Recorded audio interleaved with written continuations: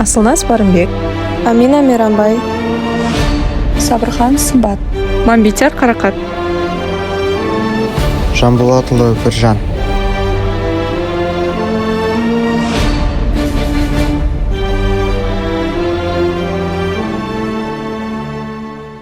Good afternoon, everyone. Our project examines the socio-economic situation of the Kazakh people before and after the inclusion of Kazakhstan into the Russian Empire. Why does this matter?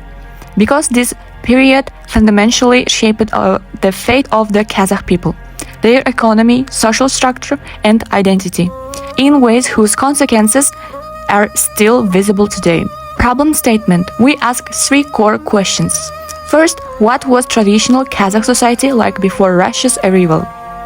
Second, how did colonization transform their economy and social order? Third, what was lost and what was merely transformed? These are not purely historical questions.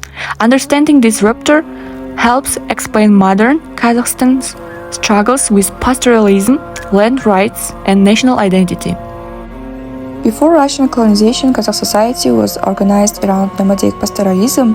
The fundamental economic and social unit was the aul, a co-residential camp of between 5 and 80 yurts formed around a core of patrilineally related kinsmen. According to Kerven, Robinson, and Benge, Kazakhs practiced seasonal migrations covering up to 1,000 kilometers, moving between northern steppes in summer and southern deserts in winter.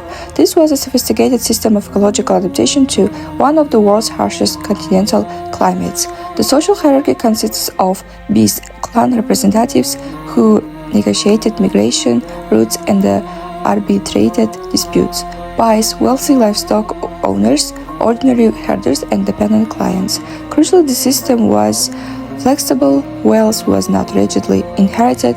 Periodic climate disasters called drought would periodically devastate herds, reshuffling economic positions across families and clans. In the 1730s, Kazakh rulers formally accepted the authority of Russian Tsar in order to gain protection from Jungar invasions. However, the actual conquest happened gradually. By the 1820s, Russia had taken control of most of Kazakhstan, and by the mid-19th century, the entire territory was under Russian rule. As noted in our source, Kazakhstan became part of the Russian economic system as a supplier of raw materials and a colonial market. One of the most damaging impacts on the traditional Kazakh economy was the resettlement of Slavic peasants. After the abolition of serfdom in the 1960s, millions of landless farmers migrated to the steppe. Between 1896 and 1916 alone, more than 1 million settler families arrived in Kazakhstan. Khodorkovsky 2002, cited by the Kevin et al., clearly describes this conflict. Russian authorities viewed Kazakh lands as empty spaces belonging to no one, while for the Kazakhs, these lands were essential shared pastures, central to their way of life.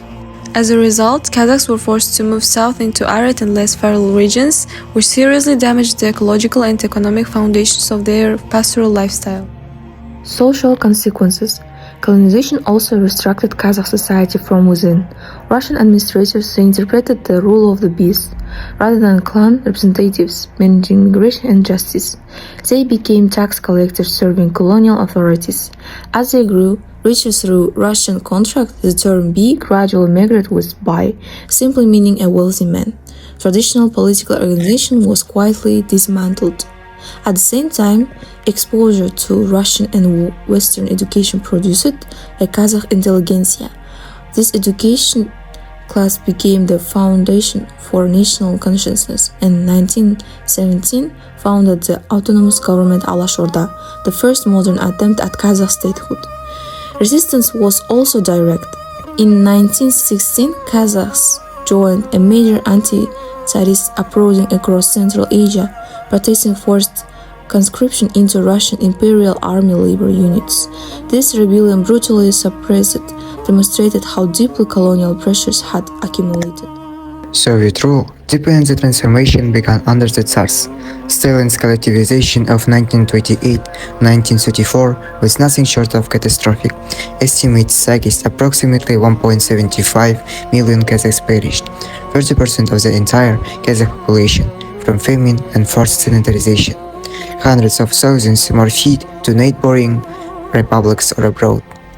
Livestock numbers collapsed to near zero, as shown clearly in Kirwan et al. Century-long data. Paradoxically, by the mid-1930s, Soviet planners were forced to partially restore seasonal livestock mobility, recognizing that nomadic practices were more economically efficient for exploiting the steppe. The result was what Kirwan et al. Call industrialized nomadism, ancient pastoral knowledge combined with Soviet technology driven by wartime pragmatism.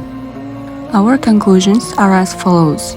First, before Russian inclusion, Kazakh society possessed a highly organized and ecologically sustainable economic system, refined over thousands of years of adaptation to the Eurasian steppe environment. Second, Russian colonization struck this system as its structural core. Through expropriation of pastures, destruction of migration routes, and forced sedentarization. Third, and this is our position, the tragedy was not simply economic loss. What was destroyed was the link between social organization and the natural environment, a relationship Kazakhs had built over millennia. When that link was broken, both the people and the land suffered. The post-Soviet period confirms this. When the state withdrew its support after 1991, only those who could reconstruct the logic of collective large-scale mobile herding managed to revive pastoral livelihoods. The traditional model proved deeply resilient, but only for those with sufficient resources to practice it.